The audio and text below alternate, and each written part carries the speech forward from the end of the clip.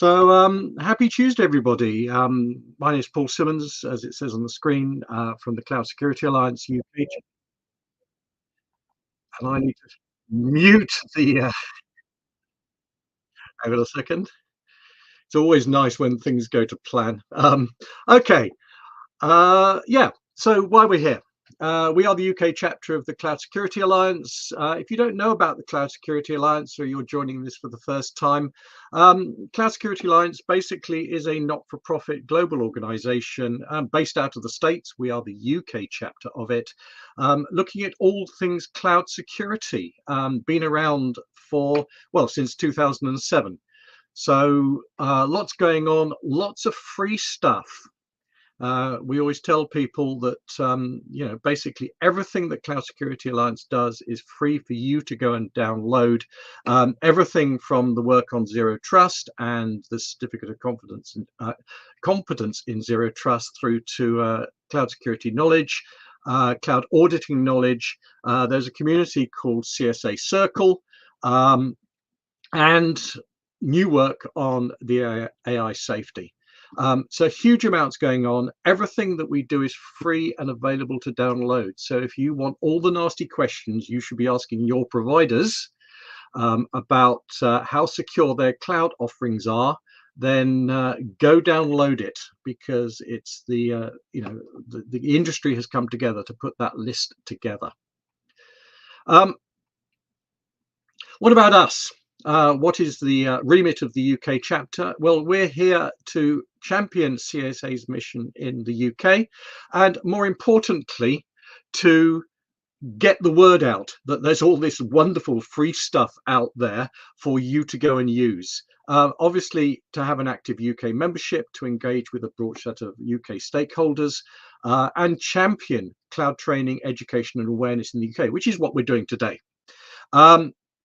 We survey the needs of our UK members, and hopefully we deliver programs to meet those needs, as well as delivering a novel research program, because CSA corporate is a US organization, and obviously the UK and Europe have their own particular needs and legislations and other bits and pieces. Just quickly before we start, news and updates, just to say, next week, 17th of September, we're holding a joint event with ISC Squared, the London chapter. It's a physical event in London on the 17th, hosted by Monzo Bank in collaboration with CSA UK, Phoenix Security, ASPM. You can register at that, or you can just Google ISC London chapter and you will find it. Currently, it is almost oversubscribed, so you need to get in pretty quick if you want to come and attend that. To be recommended. 26th of September, this is corporate.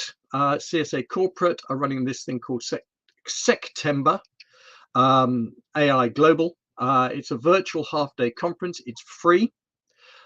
So if you want to hear the latest experts, and I was across in Vegas when they ran the AI event over there alongside RSA, literally some of the best thought leaders in AI today presenting at this half-day conference. So if your organizations have anything to do with AI at all, and cloud and security, or you just want to learn more, thoroughly recommended. Sign up for it, as it says there, september.ai.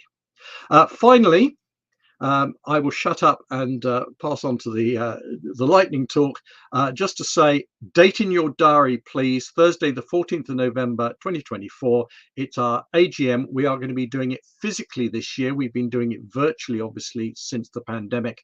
We are back to doing a physical AGM. It is going to be an all-day event with a great lineup. We're putting it together at the moment. Palo Alto are hosting us in London. So please, put the date in your diary and come along and enjoy the conference. So without further ado, just to say that lightning talks, what are they? They're a series of lunchtime talks talking about the issues affecting cloud and cloud security, particularly with a UK bent, but not necessarily. There's a whole bunch of them. We put them on YouTube, as we're doing today. You can go there to our website, cloudsecurityalliance.org.uk/events/lightning talks, and you will find them all there. We last year we did a complete series of 6 on identity. I would thoroughly recommend those. But today, if I do this and I do this, we have Brandon from App Omni talking about securing SaaS in the era of zero trust. So hopefully something that people are going to get an awful lot out of. I've had a sneak peek at the presentation, so I think it's going to be really good. So Brandon, just Thank you, check. Paul. Yeah, all good. All right. Thank you very Here we much. are, all Thank, yours. thank you for the introduction. Thank you for the great partnership between App Omni and CSA UK. And good afternoon to everyone that's joining us today. Hope you're having a nice week so far. Today's CSA UK Lightning Talk is all about something that most likely impacts 99% of UK organizations, regardless of industry or size, and that's securing the SaaS clouds that your businesses rely on day in and day out to function. Today's era of zero trust, where zero trust architectures are built by granting explicit trust that is continuously assessed, how is our dependence on third party B2B SaaS applications introduce cracks in that strategy? And importantly, what can you do to fill them in? That's what we're going to be focused on today. I think the content's going to be very interesting to everyone here. Before we get things going, again, my name is Brandon Ramisher. I lead the go-to-market organization for App Omni in EMEA and Asia Pacific. And I've been operating on the vendor side of SASE, cloud security, and now SaaS security for the past decade at the likes of Cisco, Palo Alto Networks, and now App Omni. App Omni, the company I represent, is the market leader in a new space called SaaS Security Posture Management. And we delivered automated security misconfiguration and threat detection scanning solutions to many companies around the world, notably 30% of the Fortune 100. And while we're not limited to the systems you can see there on the screen, those are some examples of the more common clouds that our customers are most concerned about that they ask us to monitor and secure. Before we dive into today's core discussion around extending zero trust inside of your SaaS applications, I think it's important to level set on the state of SaaS adoption and as well as SaaS security. So SaaS has shifted from shadow applications a decade ago that were purchased on credit cards into complex cloud platforms that are by all intents part of today's critical infrastructure. B2B SaaS now represents the core business systems that companies procure, configure, and build on top of every single day. So if you think about that in two different ways, one is business applications and one is security tooling. From a business application perspective, we're talking about the technologies and the software that power all aspects of your sales and marketing. It's how you generate revenue or process deals, transact your purchases. It's how your developers develop and deliver application. It's all aspects of HR, payroll, onboarding and offboarding, training your employees. It's all aspects of your IT support and ticketing, collaboration, email, Zoom and Teams. And then most importantly, your business strategy decisions are most likely based on the insights gained from your data lakes and your BI tools. Now, if we think about it from the perspective of security tooling, let's not forget that most of today's security stack is delivered as SaaS, endpoint solutions, SIM solutions, GRC tools. And in line with today's discussion, most of your identity and zero trust network access capabilities are delivered as SaaS. What happens to your business if these systems are taken offline or ultimately are compromised or both? It's not a good outcome. So remember that a secure configuration of these systems is owned by the end user, the organization consuming that SaaS, and not the SaaS vendor. And something that Paul mentioned at the beginning of this call, of this lightning talk, was around a set of questions you can download and ask the SaaS vendors as part of your purchase. Hey, how do they secure their environments? What are their compliance controls? And that's fantastic. It's a great way to do vendor risk reviews. What we're really focused on today is how are you using these systems and what do you need to do to secure and monitor those? And the NCSC last year put out some really great content in a publication called Choosing and Using SaaS Securely, and the difference between how you choose a vendor versus how you actually implement and use that solution. It's really important to understand the differences and understand the SaaS shared responsibility model if you're going to get SaaS security right. Most organizations today have over 100 sanctioned SaaS applications within their business. It could be more. And out of those, there are typically anywhere from 10 to 20 to 30 that are deemed business critical assets. And again, it's important to understand and differentiate, like you would any other assets within your attack surface, what is rated highly from a business criticality and a data sensitivity perspective, and maybe what is less sensitive. And you really want to start focusing on locking down those assets that are ranked the highest in terms of risk. And now, last but not least, the rate of SaaS adoption continues to grow at a very rapid clip. It's been picking up for the past decade plus, and COVID made this, fast track even further. And in fact, SaaS is the fastest growing pillar of cloud today. So just last week, App Omni released its 2024 State of SaaS Security Report. You can get that on our website. And we surveyed more than 650 unique organizations across 6 countries, including the UKI. And believe it or not, both breaches and incidents associated with SaaS systems are up from last year's survey. There's been a number of high-profile events impacting some of the most widely adopted SaaS clouds in the world. And based on SaaS adoption rates and some of the figures that I just gave you previously, it's fair to assume this trend will continue to increase for years to come. Now, this isn't meant to name and shame anyone. It's meant to show that, SaaS systems are being increasingly targeted by bad actors. And, some of the logos you see on this slide are examples of traditional, threat actor-based events that move along the kill chain. Some were very opportunistic and simple, Snowflake, and some were very advanced nation-state attacks like Midnight Blizzard and M365.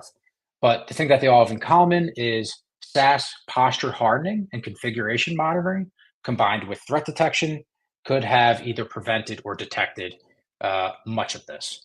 Now, in conjunction with your traditional threat actors, it's important to note really quickly that in the world of SaaS, there's also been a number of high-profile breaches or events associated with just data exposures. So similar to your S3 buckets from issues from 5-6 years ago, very similar things can exist in the world of SaaS, in which case the public-facing components of these systems are inadvertently misconfigured and significant volumes of sensitive internal data are exposed to the internet. And you can see some examples there. I just wanted to make sure that both sides are covered. So these concerns shouldn't be shocking to anyone. They're pretty standard across our industry. Loss of IP, reputational fallout, comprise of customer data are the biggest risks when it comes to SaaS events. I think what was really interesting with the State of SaaS Security Report was the dilemma between responsibility and accountability. I think there's a worrying decentralization of SaaS security responsibilities. And as we get into the talk of zero trust and the pillars that make up zero trust, obviously culture is a really important thing to keep in mind. So think about that as I talk about this next topic right here. 50% of business of respondents indicated that the business owners of these SaaS systems are responsible for securing them. So again, HR teams are responsible for HR clouds, procurement teams for their procurement systems, developers for their code repos, security teams own their security tooling. And so, I think that's a worrying trait when the business owners are responsible for their systems. I think there needs to be a shared responsibility internally. Only 15% of respondents said that the cybersecurity team has centralized responsibility of security of their SaaS clouds. Now, it gets more interesting when we talk about accountability. And I think that ultimately what it comes down to here is that while business owners may or may not be responsible in a given organization for security of those systems, and that's up for debate, what that should look like. In my opinion, based on where the world has gone over the past decade and what we continue to see with real world events, no matter what, the security organization is going to be held accountable.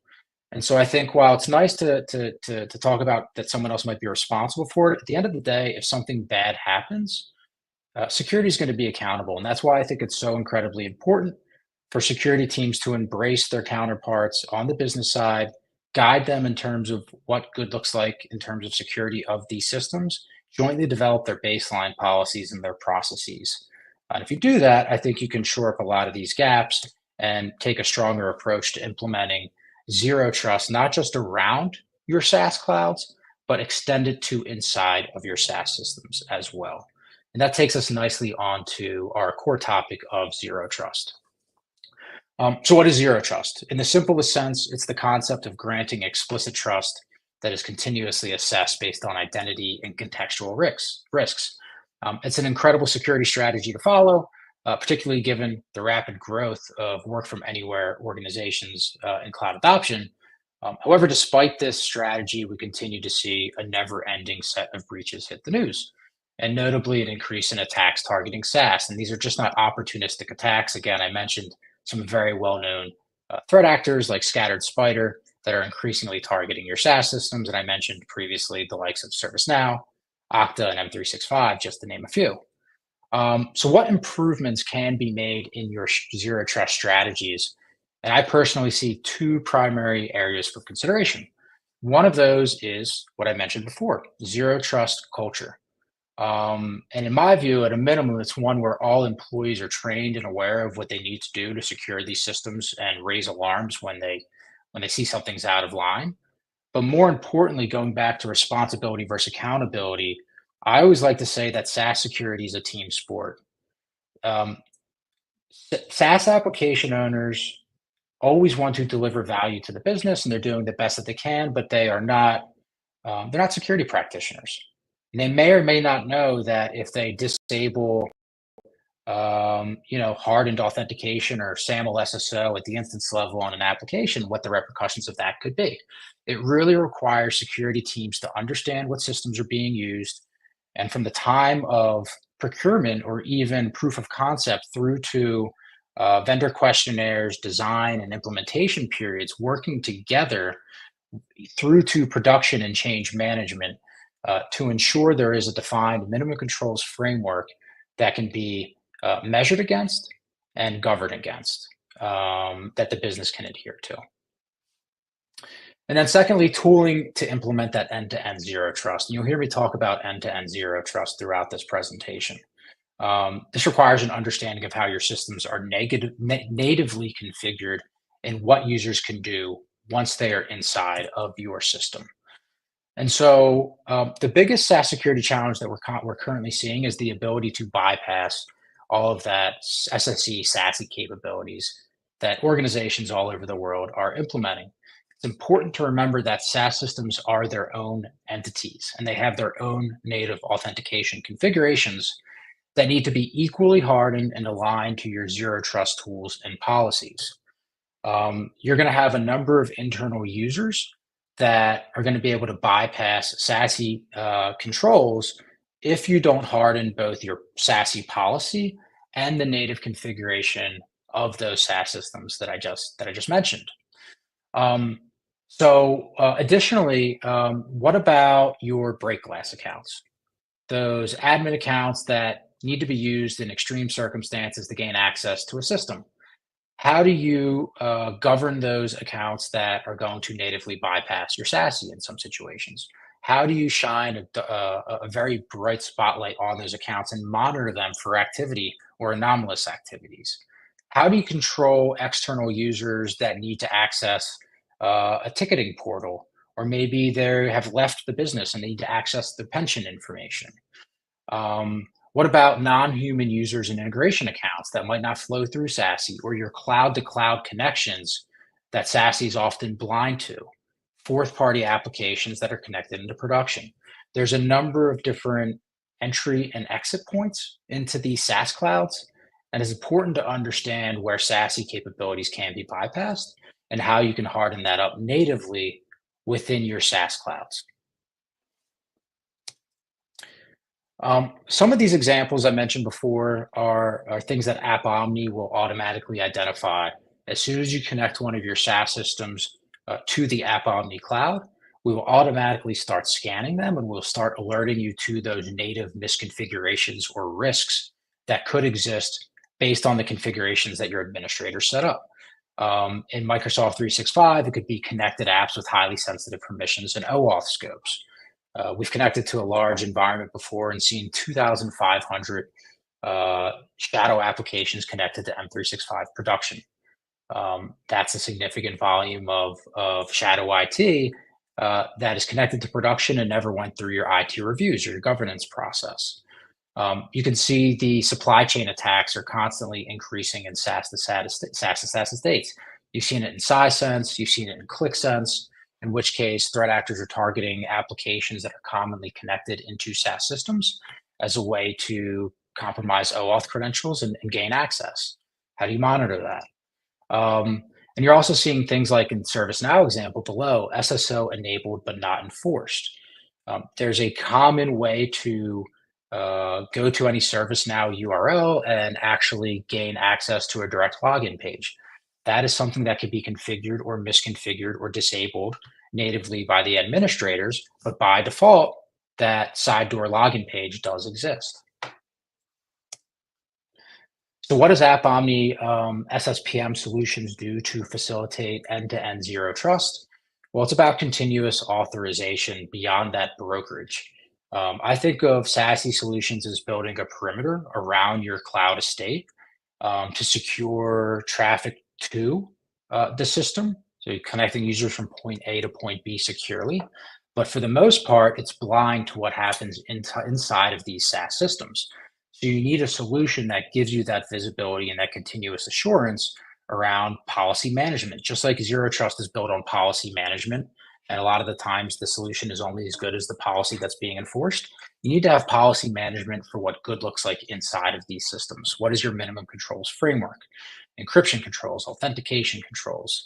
Data access is one of the hardest things to get right in SaaS. And it's the concept of what can my users see and do once they are brokered access to a SaaS cloud. Do they have excessive permissions to take access on data they shouldn't even be able to get to in the first place? It's one of the hardest questions to answer. And 99 out of 100 times when I speak to security teams, they can't answer that question. What can my users see and do once they're inside of a SaaS system? Additionally, posture or policy management is the concept of what users should be able to do. Threat detection within SaaS is monitoring what users actually are doing and pairing that back to their identities, right? So it's important to be able to not just harden your systems, but to monitor for anomalous user activity. That could be threat actor activities. It could also be things like monitoring people that have left the business. And an example of that would be something along the lines of heightened monitoring for users that are leaving the business or have left the business, joiners, movers, and leavers. Maybe if someone is set to leave the business in 30 days, you want to apply a very specific set of monitoring capabilities to that user across all the different SaaS clouds they have access to. You want to make sure that they're not sucking out their CRM on the way out. The capabilities of something like AppOmni give you the ability to apply a singular lens across many different SaaS systems and apply your own custom logic to that user activity, as well as automatically be alerted to anomalous UEBA type detections. So how does SASE and SSPM ultimately create a closed loop zero trust solution? What is that better together story? Well, it's a very natural handoff from SSE or SASE to SSPM. SASE gets your user securely from point A to point B, from anywhere to anywhere. SSPM then picks up that process to look at security and activities within the SaaS clouds to ensure we're continuing to operate based on that explicit trust model. It's too often we're seeing that once a user is inside of a SaaS system, we're granting them implicit trust, and that totally breaks the concept of zero trust. So it's really important to extend zero trust from the perimeter of your systems and your clouds and your networks into the applications once we're there. That's the handoff from SASE or SSE to SSPM or AppOmni. I mentioned before, data access models, native authentication hardening, external users and web portals are one of the hardest things to get right. A lot of the time, you're going to expose parts of your SaaS systems to the public for legitimate purposes. Very useful use cases to open up ticketing systems, broker dealer portals, etc., to the internet. But in doing so, you really need to make sure you've hardened it, because you are breaking off a small piece of data access to your production instance and hoping that you're not exposing significant volumes of sensitive data in doing so. And then furthermore, you can use SSPM to trigger dynamic policy enforcement in SASE based on user activities and user types. So based on that threat detection and anomaly detections in SaaS, triggering policy changes and step-up authentication flows in your IDPs and your SASE solutions to maybe force people to re-authenticate or kick them out of the solution. Very quickly before we stop for questions, this is just a quick illustration of how the App Omni platform works. On the left, you are taking your managed B2B SaaS systems and connecting them into the App Omni cloud. Typically, it's a couple-minute process based on an OAuth connection. It can vary by the application. And then we're going to automatically contextualize configuration data, event and system logs, user activities and behaviors, and different types of metadata. And we're going to take that and ultimately provide the capabilities I mentioned before: automated posture hardening and drift detection and policy enforcement, data exposure and access modeling, unified identity and threat detection across that identity estate, monitoring your SaaS to SaaS connections that are typically blind to SASE and firewalls, and then, of course, continuous compliance and automated governance. I think it's important underneath to understand that you need to be able to send this information through our cloud to the administrators that are in the best position to fix these issues. And so, of course, our platform can route different issues and different threats to either your SaaS administrators or cross over to your SOC analysts so that they can take detection and response measures if necessary. So just to conclude, Zero Trust Posture Management extends Zero Trust architecture inside of your SaaS systems where most of your perimeter-based applications and security tools are blind. We go from end-to-end Zero Trust architecture to dynamic policy enforcement and extend that to all of your connected apps, not just your core systems, but all of those applications that your edge users install on top of those platforms. So I want to thank you for your time in this lightning talk. I'm going to stop to take a couple questions if they exist, Paul. Thanks, Brendan. Brilliant. Absolutely. Learned an awful lot. Hang on a second. Let me just if I can play with these screens here. There we go. So a comment that came in to us anonymously, I'm going to say, was as follows. He said that a SaaS, may have been a woman, a SaaS salesperson came into us and basically sold us SaaS, I don't know which SaaS service, to the business, not to IT, on the basis of trust us, we will do it all for you. You don't need any of those IT idiots to get involved. And I looking at your slides, I think almost, I mean, it's just worth a comment more than anything else. I've heard similar stories before.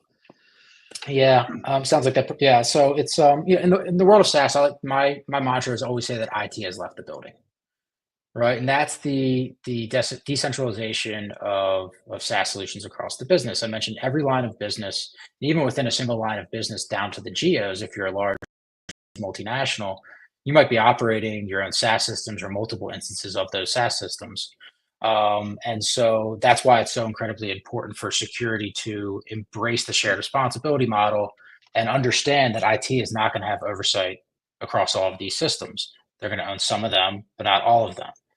If you aren't having these discussions, if you aren't building strong relationships, if you aren't building processes, then a tooling like App Omni is not going to matter, right? Tooling is only as good as the processes and the users and the education built around it. And so I think the most important thing to get started is for security to work with IT, work with the security owners of those systems to build a model of what good ultimately looks like, and ultimately, hopefully, use our tool to implement that as code. Because from an automation perspective, it's going to be really hard to scale security monitoring of these solutions without a tool like ours. So sounds like that person was a bit frustrated, or maybe the vendor was a bit frustrated with IT. Yeah, quite But possibly. always be aware of the shared responsibility model. Sometimes salespeople tell you what you want to hear as opposed to what you should hear, and I guess watch out for the bad salespeople as well. Yeah, absolutely. Yeah, I mean, interestingly, I mean, if you go up sort of, somewhere like Cranfield, I know I was up there, and they were talking about IT outsourcing, and ultimately, cloud is just IT outsourcing in its rawest sense, especially SaaS.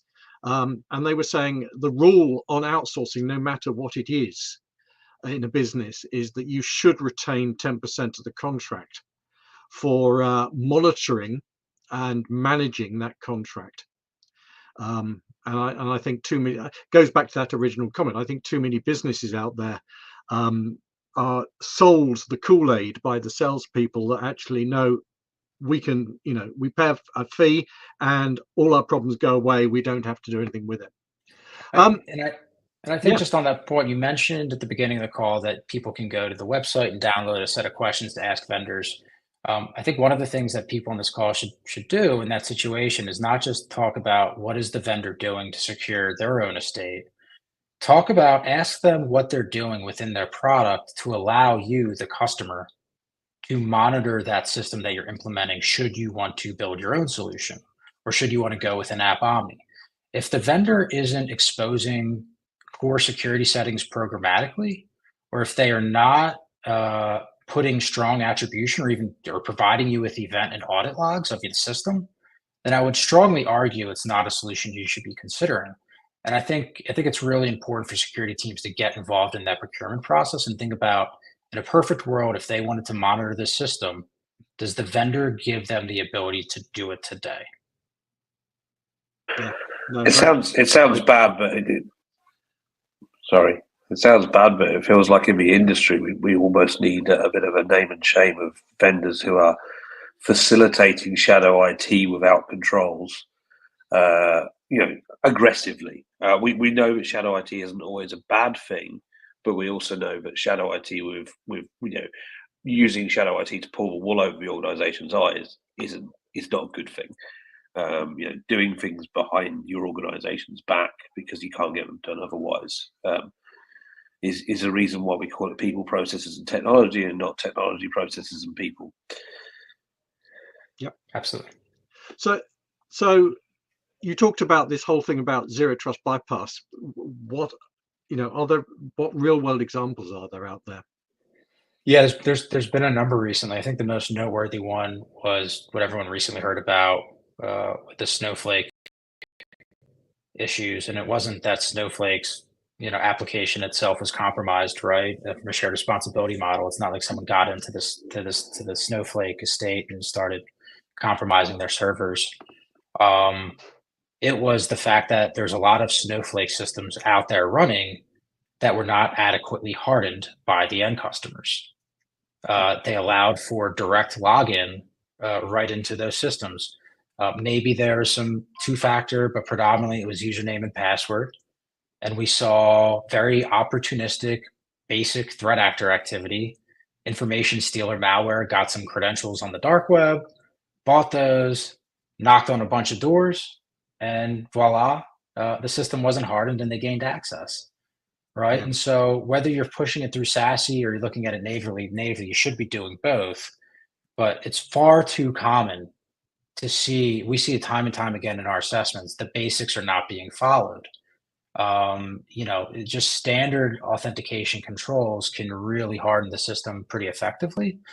And in our world in SSPM, what we see is that if you effectively harden your system, you can reduce the event volume that's passed on to your SOC by nearly half.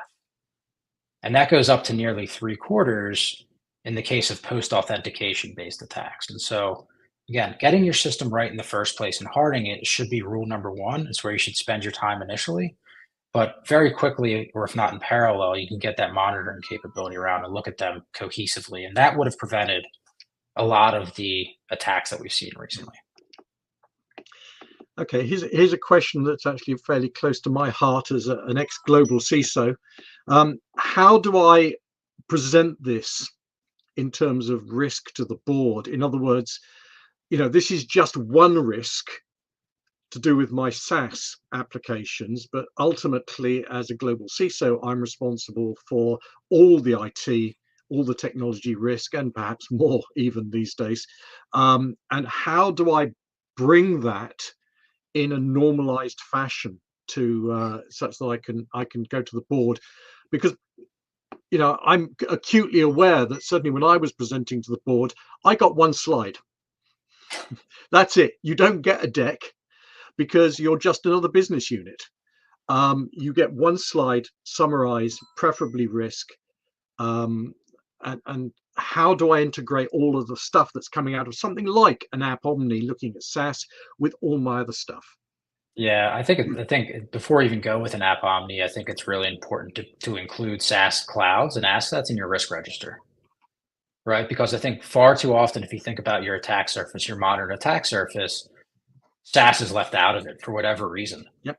Maybe Microsoft 365 is, I would say Microsoft, I would argue it's almost always there.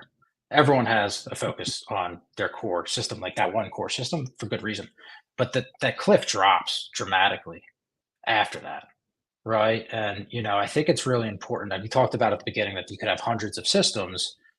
You shouldn't go to your board and say, "Hey, we have hundreds of SaaS systems." It should be, "Hey, we've risk rated our SaaS clouds, and this is our overall attack surface risk rating, and this is where these systems fit in, and that's why we need additional controls or budget to help secure these systems, just as we would other assets." It's part of the digital transformation journey and the message. And if you're going to the board and sort of reporting up on your clouds, your AWSs and your Azures, there's really not much of a difference between those clouds and your big core SaaS systems in terms of complexity and business criticality.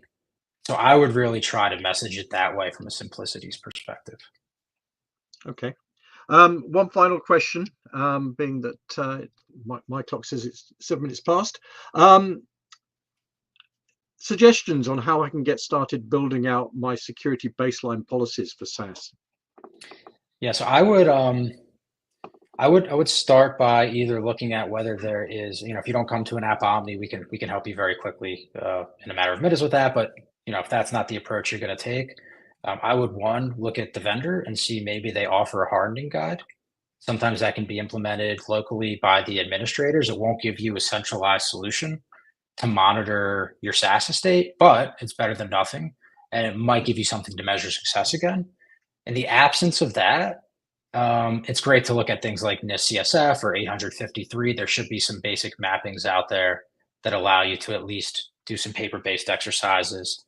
Far from ideal to rely on paper-based exercises once in a while, but again, you have to start somewhere. If you're not doing anything today, that might be a good starting point. Yeah, absolutely. That has been absolutely fascinating. I have learned a lot, so I hope everyone else has. Let me see if I can, he says, do that. There we go. So just to wrap up, obviously, if you've joined this halfway through, you can go back to the CSA UK website. It is on YouTube. The links are all there. You can watch it from the beginning. If you've been listening to this and you've got friends and colleagues out there who you think would benefit, feel free to forward them the links, and this will stay up on the website ad infinitum, so you can watch it at your leisure. And as I said, forward it to all your friends. Just a reminder of the stuff that's coming up. Obviously next week, 17th of September, the IC Squared joint event at Monzo Bank. Final few tickets. Sign up there, or just Google IC Squared London chapter event. September the 26th. September AI, the global, and of course, please put it in your diary. Thursday, the 14th of November, physical event in London, hosted at Palo Alto at 22 Bishopsgate, Thursday, the 14th of November. And with that, thank you very much. Thank you, Brandon. Thank you, guys.